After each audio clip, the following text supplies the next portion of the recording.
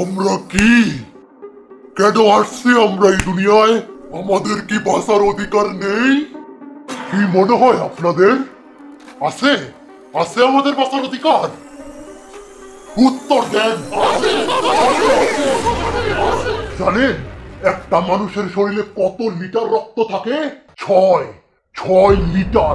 10টা মশা যদি একটা লোকের রক্ত খায় কতটুকু রক্ত লাগে জানেন? তিন ফোঁটা মাত্র।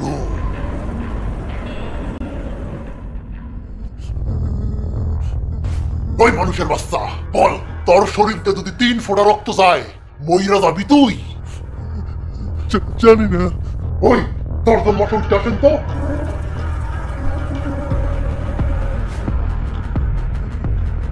শুরু করেন। মানুষের বাচ্চা,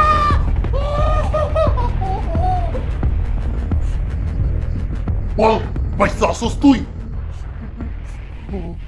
তোরাই মানুষের বাচ্চারা এই 3 ফোঁটা রক্তের জন্য আঙ্গুরে থপড়ায় থপড়ায় পিসা মারস, 3টা 4টা করে কয়েল ধরাস, যাতে আমরা দম আটকাইয়া মরা যাই।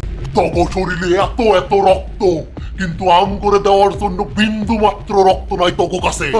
আমার শরীর, আমার রক্ত, আমি তো করে 1 ফোঁটাকে লেগে দেবো রে। শালা প্যারাসাইটের বাচ্চারা। আমরা প্যারাসাইট? আচ্ছা কত, এই যে তোরা মাছ মাংস গরু ছাগল হাঁস মুরগি এগুলো যে খাস, হেরা কি তো করে পারমিশন দেয়? হেরা কি কয় যে আহেন ভাই পহেন ভাই আমগর একটু খাইয়া যান? খাস না করে? খাস। খাওয়া কোনো খারাপ জিনিস না, বাঁচতে হলে খাইতে তো হবে।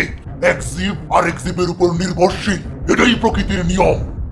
কিন্তু কিন্তু কিন্তু এখন মানুষের বেলায় এটা কারণ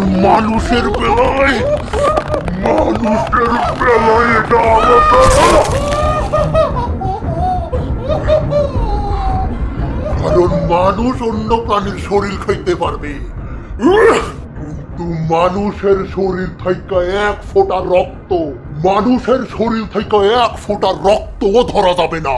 বলেন বলেন আপনারা, কে ঠিক করে দেয় এসব নিয়ম?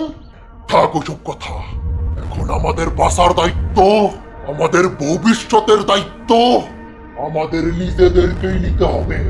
আর আমাদের বেঁচে থাকার একটাই উপায়, সব মানুষের মৃত্যু। আমাদের এই কাজে সাহায্য করবে আমাদের আফ্রিকা থেকে আগত ভাই আর বোনেরা, ডেঙ্গু মশারা।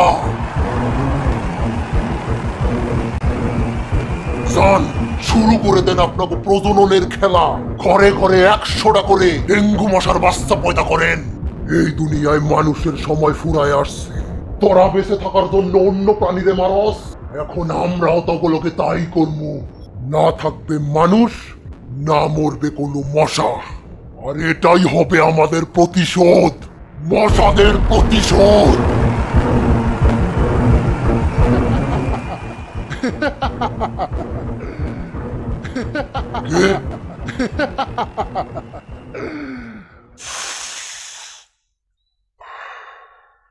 গাঁজা খোরগো কথা শুনছনি?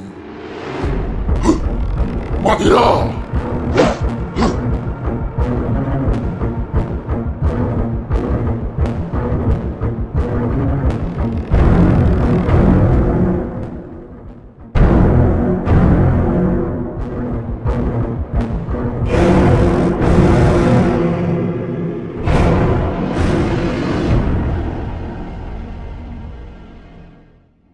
বাবা